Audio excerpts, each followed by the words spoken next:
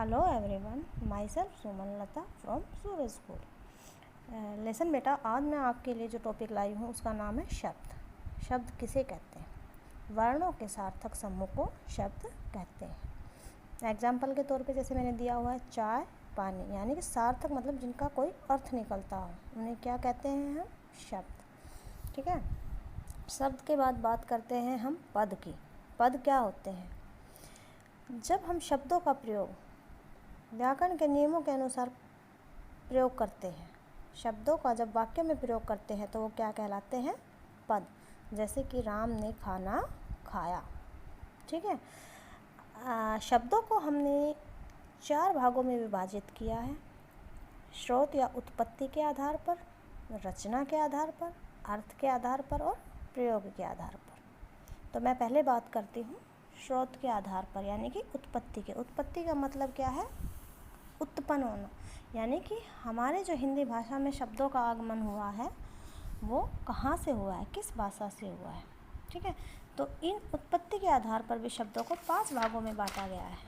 Number 1 है तत्सम शब्द। क्या है?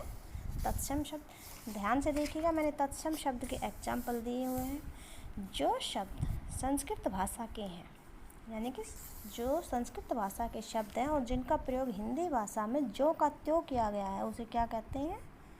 तत्सम शब्द। जैसे एग्जाम्पल के तौर पे मैंने आपको दिया हुआ है अग्नि और हस्ती। ठीक है। तो ये हमारे हैं तत्सम शब्द। इसके बाद तद्भव की बात करते हैं। तद्भव वो शब्द हैं जो संस्कृत भाषा के तो हैं, लेकिन उनका रूप बदलकर, उनका थोड़ा सा रूप बदलकर हिंदी भाषा में प्रयोग किया गया है। वो क्या है? तद्भव शब्द। एग्जाम्पल के तौर पर देखिएगा, तत्सम का अग्नि था, हमने इसका रूप बदल कर लिखा आग, तो ये क्या बन गया? तद्भव। हस्ती मतलब हाथी, हस्ती क्या था? तत्सम, और हाथी क्या है? तद्भव। ओके। नेक्स्ट हमारा है देशज शब्द।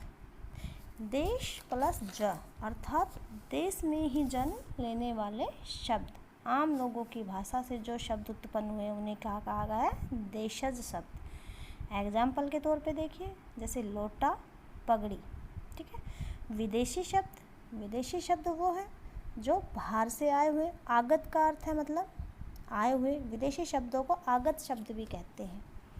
जैसे अरबी, फारसी, तुर्की, पुर्तगाली, इन भाषाओं से जो हमारे शब्द हमने लिए हैं वो क्या कहलाते हैं? विदेशी शब्द। एग्जाम्पल के तौर पर जैसे स्कूल, स्टेशन। ठीक है। तो ये क्या है? हमारे विदेशी शब्द। एक है हमारा मिश्रित अथवा संकर शब्द। वैसे तो कुछ लोग इसे मानते हैं, कुछ लोग नहीं मानते, बट मैं आपको इसको एक्सप्लेन कर रही हूँ। 2 अलग अलग भाषाओं से बने शब्दों को, जो अलग अलग भाषा हैं, जैसे हिंदी संस्कृत हो गया, हिंदी और अरबी हो गया, संस्कृत और हिंदी हो गया, अरबी और अंग्रेजी हो गया, इस टाइप से 2 भाषाओं से मिलकर जो शब्द बने हैं उन्हें क्या कहा गया है? संकर शब्द। ठीक है। एग्जाम्पल के तौर पर जैसे रेलगाड़ी। रेल किसका शब्द है? हिंदी का, सॉरी, रेल शब्द है अंग्रेजी का और गाड़ी शब्द है हिंदी का। 2 भाषाओं को मिलाकर शब्द हमारा बना रेल गाड़ी। ठीक है। ये बात थी हमारे उत्पत्ति के आधार पर शब्द की।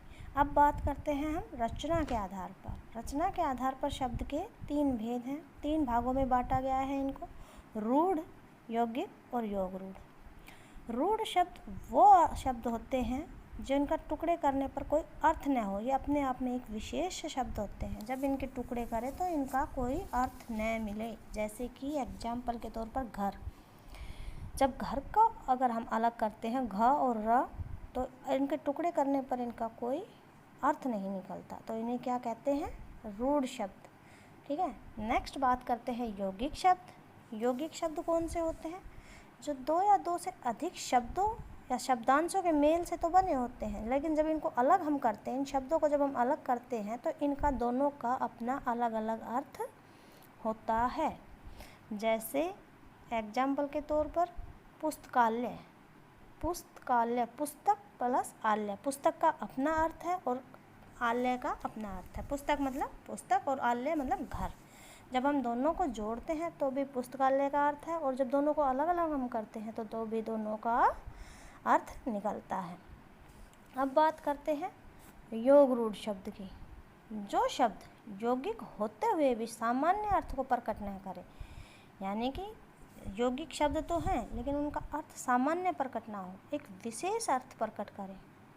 ठीक है, जो कि एक विशेष अर्थ प्रकट करे, हमें एक स्पेशल मतलब स्पेशलाइजेशन का वो एक विशेष का अर्थ बताए। जैसे कि एग्जाम्पल के तौर पर अगर हम लें तो लंबोदर, वैसे तो लंबोदर है लेकिन ये बात किसके बारे में, विशेष किसके बारे में बता रहा है, किसे कहते हैं लंबोदर, गणेश जी को।